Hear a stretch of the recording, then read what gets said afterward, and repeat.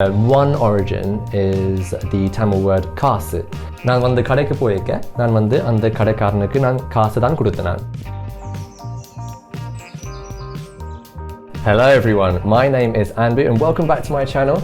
Today we've got a very special guest. This is Lucy.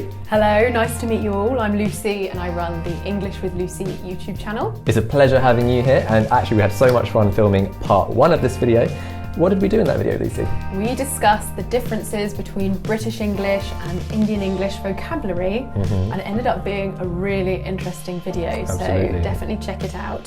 But you can watch it after watching this video because there's no real order. Yeah. In this video we're going to be discussing words in Indian English which doesn't actually exist in British English, and we'll also be discussing words that British English borrowed from India too. Don't forget about the PDF which we have created.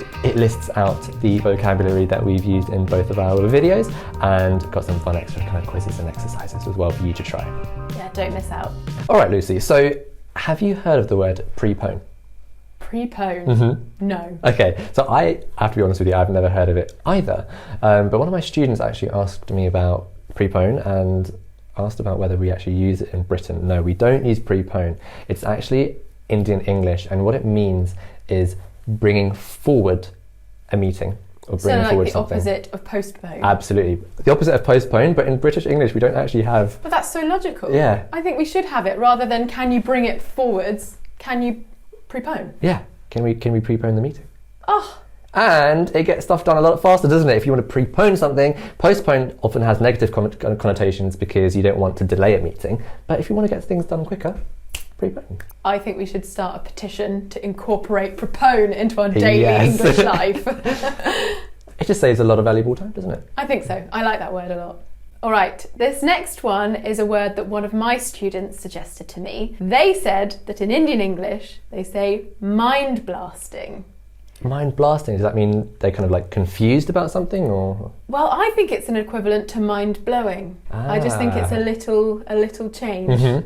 So if you say the food was absolutely mind blasting, you know, it was so good it blasted my mind. Yeah, that makes complete sense. I think it's a fun one. So thank you to my student for suggesting that to me. So the next one that we've got is do the needful.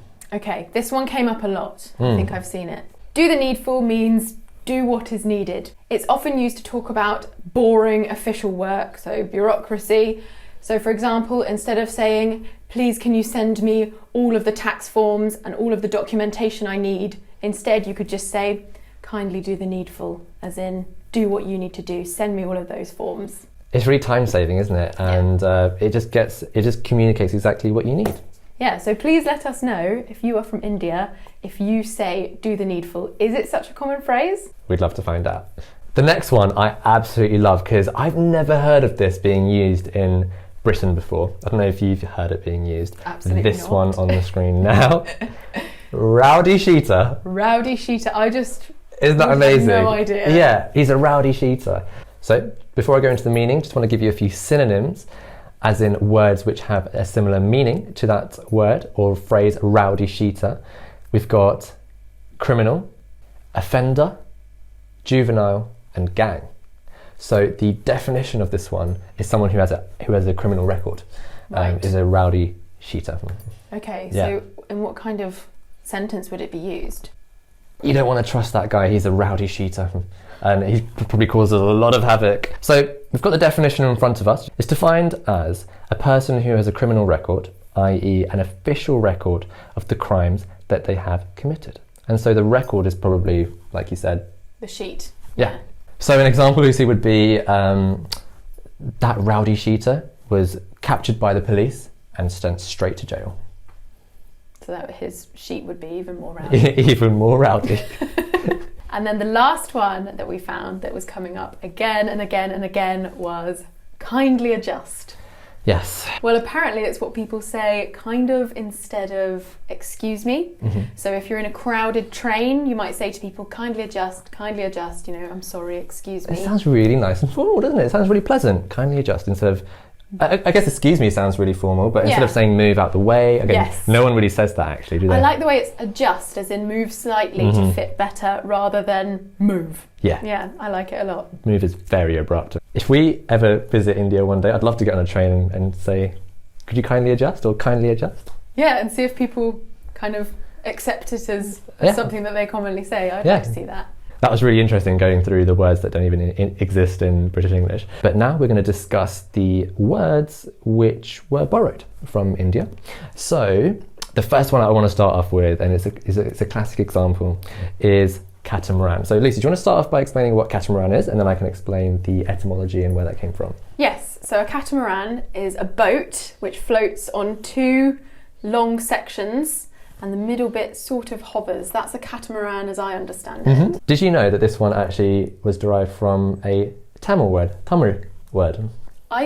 Do you know what? I had been so naive, I had just presumed it was just an English word. I hadn't even thought of the etymology behind it. Absolutely. So these boats are 7 foot long, roughly, in dimension. And we'll put a picture up on the screen for you to take a look at. So they're like two logs tied together with some sort of platform in the middle. Is that what they look like? I think so.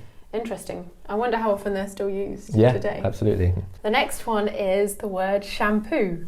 And this one really, really surprised me. So this word comes from the Hindi word, now let me see if I can pronounce this correctly, champo. I think that's pretty good. Champo. Which means to press or to massage. And it came from the massages on the head in the Turkish baths. So obviously you massage in your shampoo. That's where it came from. That's a word that we use every day. Hopefully. Hopefully. Another daily one which we use is cash. But again, the etymology is debated. One origin is the Tamil word Kaasu. Nan vandu kadaikku poyirken, nan vandu andha kadaikarnukku nan kaasu dhaan kuduthanan. So, did you even hear the word Kaasu? I did. Did you? Heard it. Yeah? Yes. As we were researching online, one origin for the word cash in English is derived from the Tamil word Kaasu. And what does that mean? It means cash. It literally means like change, like cash. Loose change. Loose change. Wow. But also there was some French influences that was debated in the etymology of cash as well. And what did you say? Of course. So I said when I went to the shops, I actually paid the shopkeeper in cash. Amazing. Tamil, I must say, I don't like to have favourites, but I do think it's one of the prettiest languages, especially written down. Yeah, thank you. A really kind subscriber was translating all of my subtitles into Tamil. Wow. And it was just so beautiful. I just love being able to not only speak my mother tongue, but write my mother tongue. It's just the way it flows off my pen. It is phenomenal to be able to write the script. Because when you're used to writing in one language like English, just being able to express yourself in another language is so fulfilling, and it expresses another side to your identity, and also when you communicate with someone else, it's just beautiful to be able to communicate in a different language, I guess. Yeah. Are you bilingual, Lucy? Yes, I speak Spanish, but obviously it's the same alphabet apart from a couple of accents and things. I would love to be able to write with a different alphabet, I guess, but that would have to be a long way in the future, I think. Okay, the next one is the word jungle, and this comes from Sanskrit and then Hindi, which is jungle.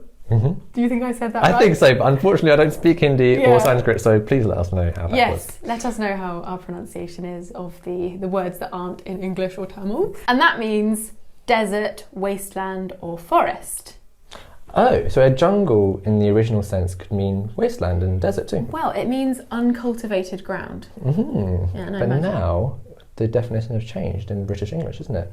Well, yes, we have a clear vision of what a jungle is. Yes. It's dense, lots of trees, lots of forest. The next one we've got is quite a fun one. It's bungalow. That's such a nice word to say, isn't it? Bungalow. Bungalow. It's the G, isn't it? It's the bungalow. Yeah. And there's quite a lot of bungalows. I've seen a lot of bungalows in London. And have you seen a lot of bungalows where you've grown up in the UK? Yes, they're very desirable, especially for retirement properties. Yeah, absolutely. They're quite expensive to purchase when you see them around. So this word is derived from the Gujarati word Bungalow, meaning Bengali. and this literally means a house in the Bengal style, so a one-storey house. And if you're from that part of India, we'd love to hear about what those houses look like. Let us know in the comments below if you've seen this type of house before. Yes, and how much they differ from the British style bungalow. There are so many more, but just a couple of books that we wanted to finish the video off is Dungaree and Bandana. Yes, they both are of Indian origin, but I would have never known had I not done the research. We've really enjoyed making this video discussing the differences between British English and Indian English. This is the part 2 of this series. Part 1 you can find on Lucy's channel, so definitely go check that out. Also, you can download that free PDF which we mentioned by clicking the link in the description below. Definitely go check out this one on her social medias. Do you want to let them know how to best find you on social media? Yes, you can find me at Lucy on Instagram, on my YouTube channel English with Lucy, or my Facebook page English with Lucy. Amazing. And you can feel free to check out my social medias at Conquer British English.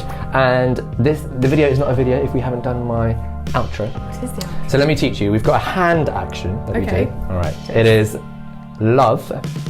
Love. And we're creating like an L sound. So you kind of L. So love your identity. Oh, I love that. Yeah. Should we try that again? Yes. So we wanted to leave you with one last message, and that is to love your identity. Hey. And we'll see you in the next video. Cheerio. Cheerio. This is Bayswater. This is a District Line train to Wimbledon.